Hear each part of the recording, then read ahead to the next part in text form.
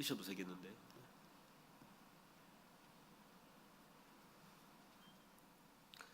이제 지난주 성령 강림 후에 오늘 오순절 후 우리가 첫 번째 주일을 맞게 됩니다.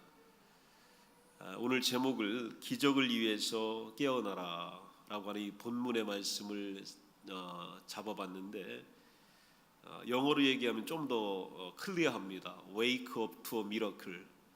우리가 깨어야 하나님의 기적을 오늘 삶의 현장에서 구체적으로 경험할 수 있기 때문입니다. 성령이 우리에게 오셨고 주의 영이 우리 가운데 오셨습니다. 이 영은 우리의 혼을 바꿉니다.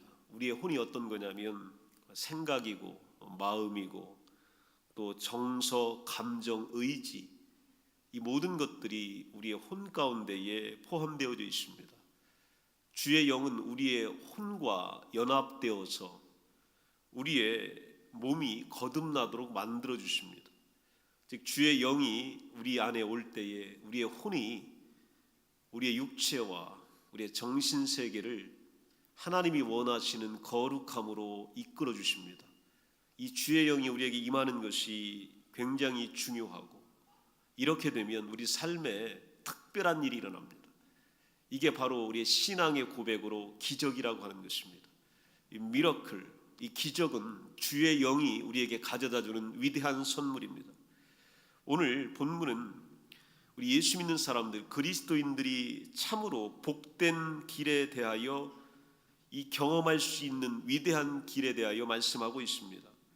세상은 그런 경험에 대하여 말하기를 광신이다, 때로는 광기다, 또한 가상이다, 또한 잘못된 세계다, 이렇게 말합니다. 그러나 우리는 하나님이 일으키시는 복된 일들을, 이런 경험을 기적이라고 부릅니다. 하나님이 우리의 영혼 가운데에, 육체 가운데, 몸 가운데 일어나는 수많은 현상들을 우리는 기적이라고 부릅니다. 유다의 헤롯 왕이 예수님의 제자 야고보를 잡아다가 칼로 베어서 죽입니다. 이런 일을 벌이자 헤롯 왕은 백성들의 뜻밖의 갈채를 받게 되고 이 영광을 들으면서 아주 만족스러워합니다. 그래서 헤롯은 베드로를 다시 붙잡아 둡니다. 베드로를 붙잡았을 때 너무 큰 노획물을 획득한 겁니다. 큰 먹잇감을 헤롯 왕은 놓칠 수가 없습니다. 아주 탐욕스럽게 놓치지 않으려고 꽉 움켜 잡습니다. 일반적인 구금이나 또 감옥에 넣는 것으로 만족하지 않고 예루살렘에서 가장 튼튼한 감옥에 베드로를 가두고 군인 4명씩 4패에 맡겨서 지키도록 합니다. 즉 힘껏 할 수 있는 한 최대한 강력하게 베드로를 잡아둔 겁니다. 우리 그리스도인들이 때로는 실수로, 때로는 우리의 잘못으로 원수의 손에 잡히기라도 하는 날에는 그들에게서 어떤 자비도 기대하기가 어렵습니다.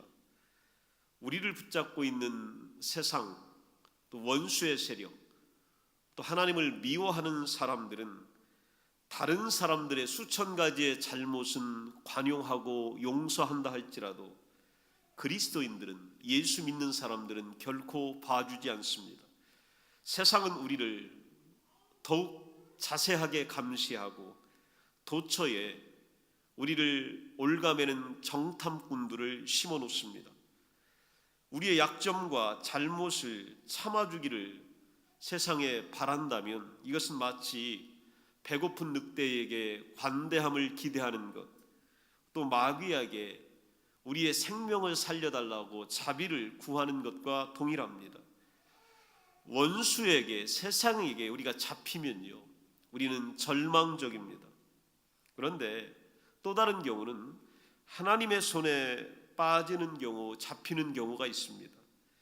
오늘 본문 베드로의 경우도 헤롯의 손에 잡혔지만 오늘 하나님의 손에 떨어지게 됩니다. 이런 경우에는 하나님께서 이 문제를, 베드로를 잘 처리하실 것이 틀림이 없습니다. 적절한 시간에 개입하시어 자신의 종들을 곤경에서 이끌어 주실 것이 틀림이 없습니다. 어떻게 원수의 손에 잡힌 것을, 오늘 헤롯의 손에 잡힌 것을 하나님의 손으로 떨어뜨리게 할 수 있을까요? 그 이유가 나오는데 사도행전 12장 5절에 보면 이에 베드로는 옥에 갇혔고 교회는 그를 위하여 간절히 하나님께 기도하더라. 교회와 성도들이 자기들의 형제를 위하여 겸손하게 눈물을 흘리며 간구하고 있습니다. 주님께서 그들의 부르짖는 기도를 들어주신 겁니다. 베드로의 대의가 곧 주님의 대의가 된 겁니다. 이게 바로 기도의 힘이고 기도의 능력입니다. 기도는 원수의 손에 잡혀 있는 것들을 주님의 손으로 잡히게끔 바꾸어 놓는 길이 됩니다. 주님의 뜻이 내 뜻이 되도록 만드는 것, 이게 바로 기도의 능력입니다. 베드로는 그 주간 내내 감옥에 있었습니다. 무교절의 잔치가 다 끝나갑니다. 이제 마지막 밤이 찾아옵니다. 저녁이 슬금슬금 그에게 기어 들어오고 있습니다. 어둠의 시간이 시작되었습니다. 한밤중입니다. 6절에 보면 이게 왜 절망이냐면 헤롯이 잡아내려고 하는 그 전날 밤, 이 밤이 지나면 내일 처형되는 날입니다. 몇 시간이 되면 처형의 해가 곧 떠오를 것이기 때문입니다. 자, 베드로는 어디에 있습니까? 주님께서 개입하지 않는다면 베드로는 어떻게 될까요? 그러나 밤이 가장 어두운 바로 그 마지막 순간, 사람이 파멸하기 직전에 하나님께서 개입하셨습니다. 지하 감옥에 빛이 비쳤습니다. 한 번도 빛이 들어와 본 적이 없는 그 땅에, 그 지역에 빛이 비쳤습니다. 그리고 베드로를 깨우셨습니다. 하나님은 정하신 때보다 결코 이르지도 늦지도 않는 분입니다. 하나님은 사람들이 자기를 필요로 하는 바로 그때에 정확하게 찾아오십니다. 그때 베드로는 무엇을 하고 있었을까요? 베드로는 자고 있습니다.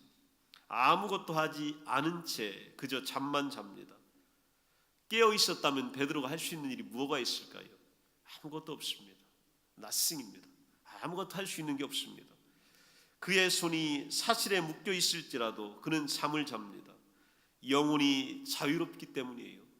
베드로전서 1장 8절에 보면 꿈속에서 그는 말할 수 없는 영광스러운 즐거움으로 오늘 기뻐하고 있을 수 있어요. 오늘 손이 쇠사슬에 묶이고 발이 착고에 차여졌지만 말할 수 없는 영광스러운 즐거움이 베드로에게 찾아온 것이 분명합니다. 그래서 그는 감옥에서 잠을 잘 수가 있었던 거예요. 자신의 사정을 하나님의 손에 맡기고 또 여러분과 제가 할 수 있는 것이 아무것도 없다고 느낄 때에 아주 평온하게 우리는 잠을 잘 수 있습니다. 내가 아무것도 못한다고 느껴질 때 잠이 옵니다. 베드로는 틀림없이 밖으로 나올 것입니다. 하나님께서 그 기도를 들으셨기 때문에 그는 풀려날 것입니다. 자, 우리에게는 상황이 불리하게 돌아가는 것처럼 보여도 불리한 상황이 하나님의 영광을 더욱더 나타나는데 이바지하게 될 것을 믿어야 합니다. 하나님은 쇠사슬, 감옥, 줄, 철물, 안팎의 보초들을 우습게 보셨습니다. 그리고 그 대상들, 그 사람들을 우습게 만들었습니다. 하나님께서 착고를 깨뜨리고 그 결박을 벗어 던지는지 성경을 보십시오. 12장 7절에 보면 호련히 주의 사자가 나타나며 옥중에 광채가 빛나며 또 베드로의 옆구리를 쳐 깨워 이르되 급히 일어나라 하니 쇠사슬이 그 손에서 벗어지더라. 옆구리를 쳐 깨워 이르되 급히 일어나라. 쇠사슬 지나고 지키는 사람들을 지났습니다. 그런데 철문이 그 앞에 가로막고 있는 거예요. 이 철문에 대해서 걱정하는 사람들이 참 많습니다. 이 마지막 관문이기 때문에 그래요. 여기만 지나면 이제 자유의 몸이 됩니다. 성읍으로 나가게 된 마지막 그 장애물, 그게 철로 만든 문이에요. 또 한 가지의 경우가 나타나는데 부활절 새벽에 무덤으로 가던 여인들이 이 무덤으로 가면서 몇 시간 동안 걱정하며 갑니다. 뭘 걱정하냐면 마가복음 16장 3절에 보면 누가 우리를 위하여 무덤 문에서 돌을 굴려줄까? 무덤에 가기는 가지만 거기 도착하면 누가 우리를 위하여 막고 있는 저 문을 굴려줄까? 저 돌을 굴려줄까? 이런 걱정을 하고 갑니다. 여러분은 또 돌아가며 동시에 동일하게 걱정할 것입니다. 그런데 도착해 보니까 굴려낼 돌이 없습니다. 돌을 걱정하고 여기 왔는데 거기 와 보니까 굴려낼 돌이 없습니다. 이미 그 돌이 치워져 있기 때문입니다. 우리가 마지막 걱정하는 곳에 이르면 두 가지입니다. 철문이 없거나 있다고 할지라도 철문이 저절로 열리는 것을, 때로는 열려 있는 것을 우리는 발견하게 될 것입니다.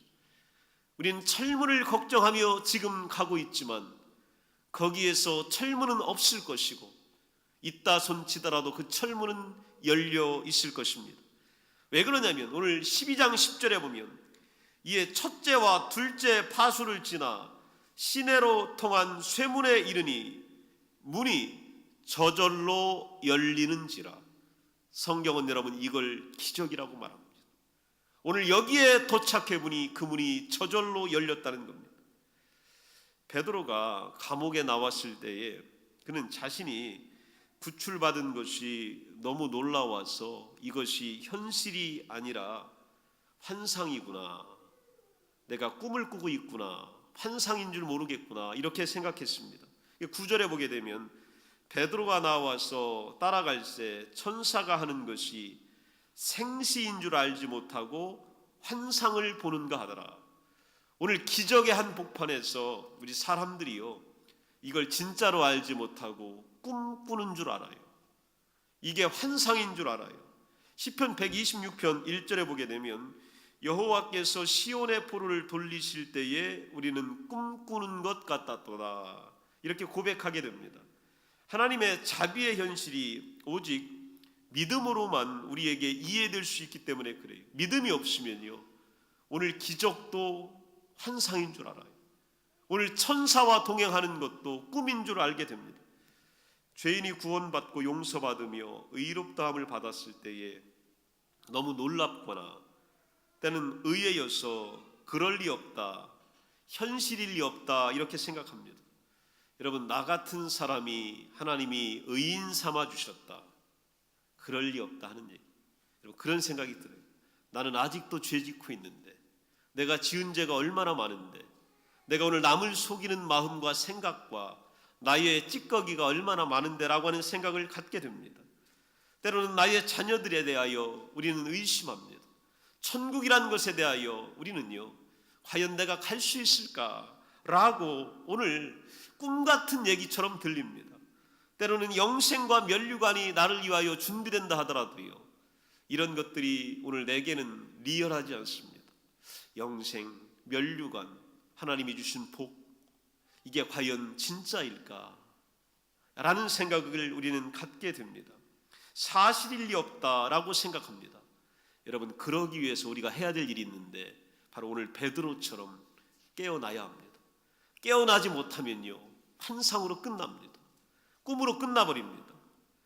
때로는 나 자신이 하나님의 도움을 받거나 은혜를 만나게 될 것이라고 예상하지 못하는 성도들이 있습니다. 오늘 나에게는 이런 일이 절대로 일어나지 못할 거야 라고 기대하는 사람들, 예상하지 못하는 사람들은 영원히 자는 사람들입니다. 다른 사람에게는 일어날지 모르지만 내가 변화된다고, 내 가족이 변화된다고, 내 삶의 지경이 달라진다고, 이럴 리 없을 거야, 내가 건강해진다고, 내가 부유하게 된다고, 내 신앙이 견고해진다고, 나는 그럴 리 없을 거야 라고 생각하는 마음, 여러분 이것이 깨어있지 못하는 믿음들입니다. 나에게는 이런 일들이 전혀 의도되지 않았다고 생각하는 성도들이 있습니다. 환상이라고 여기는 사람들이 있습니다. 그래서 주의 천사가 깨운 거예요. 그런 생각에서 깨어나라고 오늘 말씀하고 계시는 겁니다. 또 어떤 성도는요 감옥에서 도망칠 계획을 여러 번 세웠고 또 고통스러운 많은 날 동안 그 계획을 시도했지만 무산된 경우가 있습니다. 그러다가 마침내 완전히 절망한 채 잠들었고 두려운 파멸만을 꿈꾸게 됩니다. 그래서 주님의 은혜와 구원과 자비를 현실로 생각하지 않습니다. 내 평생 기도해봤고 꿈꿔봤는데 한 번도 이루어진 적이 없고 내게서 나타난 적이 없다고 오늘 결론 내린 성도들이 있습니다. 이런 성도들에게 우리 주님이 사자를 보내 깨우시는 겁니다. 지금까지는 안 됐어도 오늘 내가 너와 함께 할 때에 쇠문이 열릴 것이다 라고 보여주고 싶기 때문에 여러분, 여기서 이런 생각에서 이런 믿음에서 깨어나야 합니다. 오늘도 수많은 사람들을 보면서 냉소하고 비웃는 우리의 마음에서 깨어나야 합니다. 그리고 나와는 관련이 없고 나는 해봐도 안 될 것이고 그런 가능성조차도 없다고 하는 적은 믿음에서 우리는 깨어나야 합니다. 그래서 깨운 거예요. 일어나라 오늘 말씀하시는 겁니다. 하나님께서는 여러분이 베드로가 고백한 것처럼 오늘 12장 11절에 보면 이에 베드로가 정신이 들어 이르되 내가 이제야 참으로 주께서 그의 천사를 보내어 나를 헤롯의 손과 유대 백성의 모든 기대에서 벗어나게 하신 줄 알겠노라 라고 말할 수 있도록 도와주고 계십니다. 이런 믿음의 고백을 할 수 있도록 우리 예수 그리스도는 여러분을 격려하고 계십니다. 그리고 여러분의 길에 동행자가 되어주신 겁니다. 베드로의 하나님의 사랑과 은혜에 대한 압축된 고백이 그가 쓴 편지에 나옵니다. 베드로전서 3장 12절에 보게 되면 주의 눈은 의인을 향하시고 그의 귀는 의인의 간구에 기울이시되 주의 얼굴은 악행하는 자들을 대하시느니라. 오늘 기적이 뭐냐면요, 오늘 사도행전 12장과 베드로전서 3장과 시편 34편에 나와 있는 공통된 기적의 특징이 바로 뭐냐면 주의 눈은 오늘 우리의 재난과 여러분의 고통과 재앙을 주께서 보고 계시다는 거예요. 이게 여러분 기적입니다. 주께서 우리의 당하는 어려움을 보고 계시다는 것이고, 두 번째는 주의 귀는요 우리의 기도를 듣고 계시는 거예요. 베드로가 옥에 갇혔을 때 그의 교회와 성도들이 하던 기도를 들으셨던 예수 그리스도, 오늘 그분의 귀는 우리의 기도를 듣고 계신 것이며 주의 얼굴은 우리의 대적자들, 원수들을 상대하고 계십니다. 원수들을 다루고 계십니다. 세 번째인 그의 얼굴이 베드로의 원수, 오늘 그를 죽이려고 날이 밝기를 기다리는 헤롯을 어떻게 다루시는지 그 장면이 23절에 나옵니다. 거기 보면 헤롯이 영광을 하나님께로 돌리지 아니하므로 주의 사자가 곧 친히 벌레에게 먹혀 죽으니라. 여러분, 이게 바로 기적의 세 번째입니다. 하나님은 우리의 원수를 당신이 상대하십니다. 그분이 다루셔요. 이게 여러분 초대교회에 나타난 기적입니다. 시편 34편 15절 16절에도 동일하게 똑같이 고백합니다. 여호와의 눈은 의인을 향하시고 그의 귀는 그들의 부르짖음에 기울이시는도다. 여호와의 얼굴은 악을 행하는 자를 향하사 그들의 착취를 땅에서 끊으려 하시는도다. 이게 하나님이 우리를 위하여 준비하는 위대한 기적입니다. 이 기적을 위하여 여러분 깨어나시길 바랍니다. 오늘 나에게는 안 될 거야, 환상일 거야, 해도 안 됐어, 그리고 다른 사람의 문제야, 이 생각에서 우리가 깨어나게 되면 주의 눈과 주의 귀, 주의 마음을요, 이 세 가지를 통하여 우리에게 기적을 일으키실 것입니다. 오늘 여러분이 기적을 위하여 깨어나시기를 간절히 축원합니다. 기도